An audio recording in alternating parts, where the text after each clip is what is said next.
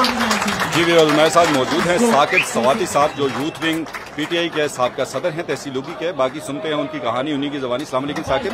वालेकुम सलाम सर, कैसे ठीक ठाक? अल्हम्दुलिल्लाह साकिब, बहुत शुक्रिया आज इसको टाइम देने का। क्या कहेंगे जेपीटी की इस कोशिश के लिए साकिब? अतीक साहब, सबसे पहले तो मैं जेपीटी के चेयरमैन जनाब मलिक रियाज साहब और प्रेसिडेंट जनाब बाबर शरीफ अब्बासी साहब उनको हराज तहसीन पेश करना चाहता हूँ।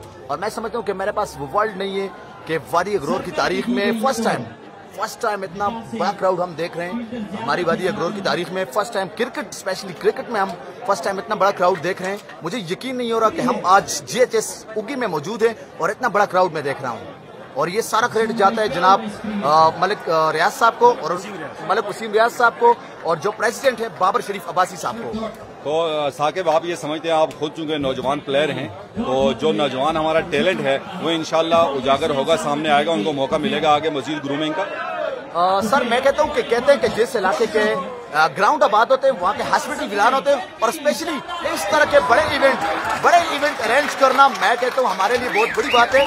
और यही से हमारे नेशनल लेवल के, इंटरनेशनल लेवल के प्लेयर्स आगे आएंगे अगर इसी तरह हमारे बड़े हमारी सरपरस्ती करते रहे।